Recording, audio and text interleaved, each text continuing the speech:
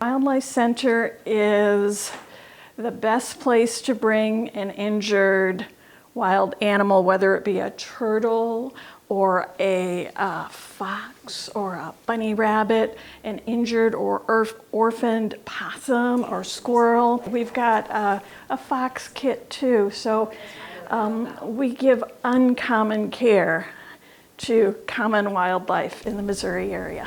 It really just depends on what the injuries or the illness is. If it is something contagious, we will quarantine them away from the other animals in the center to avoid the spread of those kinds of diseases, illnesses, and whatnot. If it is dehydrated, the first thing we're going to do is give it fluids. That's kind of an easy fix. But really it just depends on, what's going on. There's a very different way of treating an animal based on the condition that it comes in and also what the animal is. We do offer fall and summer internships, and it's typically geared towards people who are already thinking about working with animals, so people that are exploring like biology degrees, zoology degrees, and that kind of stuff.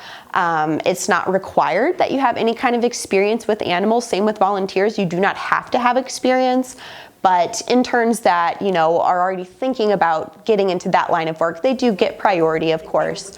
And I mean, we just get as many interns as we can to help us out, because right now, especially, we're in baby season and it's crazy. We're just full of animals everywhere you look. There's hundreds in the building. So we definitely need interns and volunteers to help us out with all that. We typically get our first baby squirrel is usually who kicks off the baby season, and that's usually in mid-February. And then it's kind of a slow ramp up from there. We just know, okay, we really have to make sure everything's in order for all the animals. But what works out great and just kind of naturally is they all kind of come in waves.